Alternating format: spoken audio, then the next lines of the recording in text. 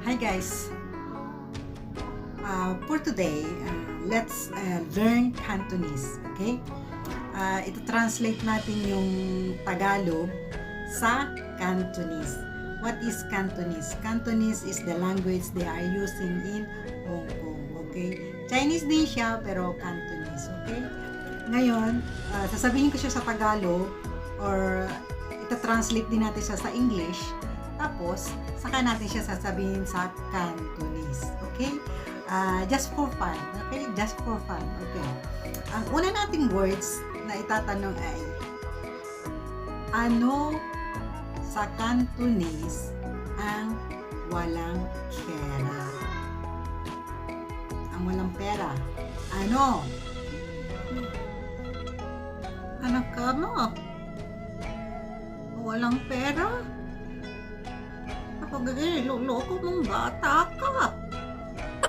Alam mo nga kayo walang pera, sasabihin mo kung papaano sa Chinese ang walang pera. Pagkakalapat ako walang pera, nabuho kang bata ka Bata ka sige nga, sabihin mo sa akin. Kahit ayaw kong makinig yan. Kahit malamang sa Cantonese, malaman ko kung ano yung walang pera. Pagkakala ko wala akong pera, ginaganito mo ako.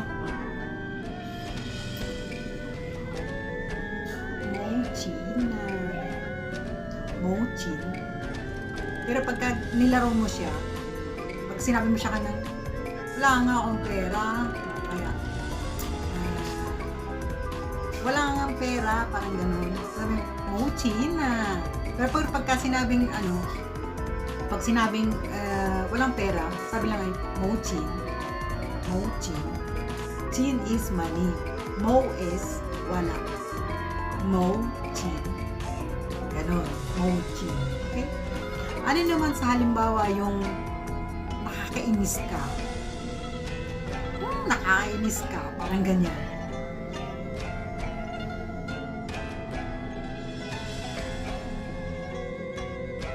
Ano na naman yan? Ano ka mo yung nakakainis? Ano na naman yun sa Cantonese? Hala. Sige, sabihin mo sa akin. At kapag nalaman ko kung ano yun sa Cantonese, yun na lang ang aking sasabihin sa iyo.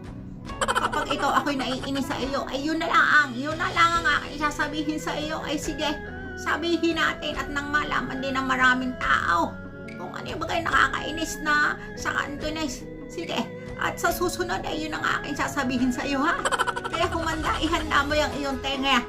At yun ang aking sasabihin sa iyo. Ay sige, sabihin. Ang nakakainis ka or you're so annoying is Usoyalay. Ganon. Usoyalay. O kaya, nakakainis. Kamusoy.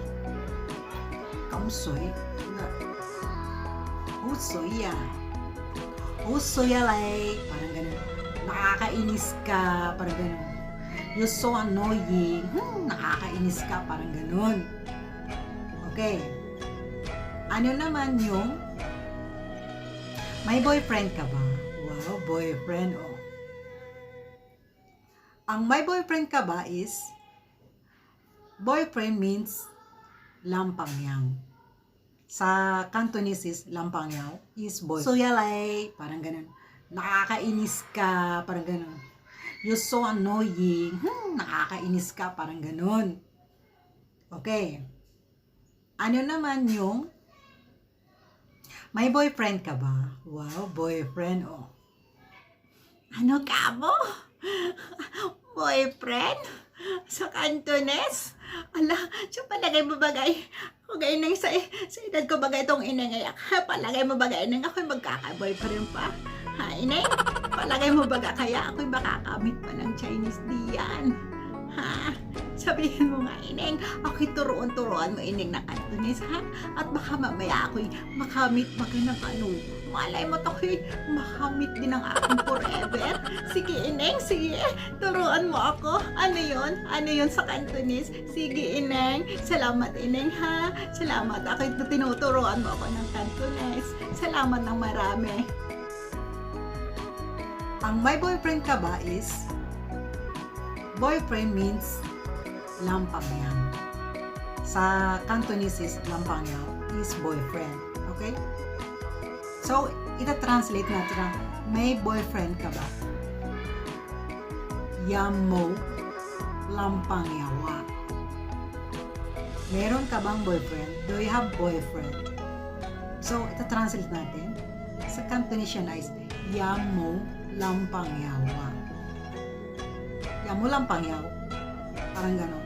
Pero pagka nilaro mo kasi yung words, sa huli, may makikinig ka na Ngayon guys, pag sinabi naman natin sa opposite side, sa opposite, pag sinabi natin sa opposite at naging positive yung ating sagot, yung wala ng pera, pero meron ang sagot, ang sasabihin naman natin ngayon ay may pera. Sabihin natin, yao chin.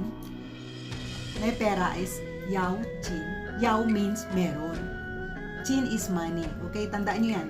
Chin is money. Okay? Tapos, yun namang yung nakakainis ka. Halimbawa ay nakakatawa ka. Oo, yalay. Parang ganun. Oo, yalay. Parang nakakatuwa ka. Uy, nakakatuwa ka. Oo, yalay. Parang ganun. Parang ngoy kasi is nakakatuwa or I love. Love kasi yung ngoy. Ngo oy lay. Ano ba yung I love you? Sabihin natin yung I love you. Ngo oy leya. Ngo oy leya. Ngo oy ngo means I. Oy is love. Lay means you. So, ngo oy lay. Ngo oy lay. Ngo oy lay. Parang ganun. Tapos, yun namang, may boyfriend ka ba? Diba kanina sabi ko sa'yo, mo, halimbawa, mayroon o wala. Sabihin mo lang yawa. Yawa means, yaw means meron. Mo is wala. Okay? Tanda yan. Yaw, mo. Yaw means meron. Mo is wala. Okay? Kaya nga, ya, mo, meron o wala. Okay? Tandaan yan guys. Ayun. Salamat sa inyong lahat at kayo ay kahit papaano ay naturuan ng aking ng aking ining ng Cantonese ay tayo magpapasalamat at hanggang sa muli ay inyong siyang abangan at ating pag-aaralan ulit kung ano sa Cantonese yung mga sali-salita at sana ay huwag niyo siyang ikakalimutang i-subscribe. Ha? Yung hindi pang mga nagsipag-subscribe yan ay i-subscribe niyo na ang aking ining at i-share ninyo ha. Patangawa nyo na. At ang akin namang ining ay mabait din Oo, pamisa nga lang ay naku napakatampuhin ng batang aray. Kaya, see you again ha. Ayan, okay kahit pa paano marunong ng kaunting English. Ha? O sige, salamat ng marami.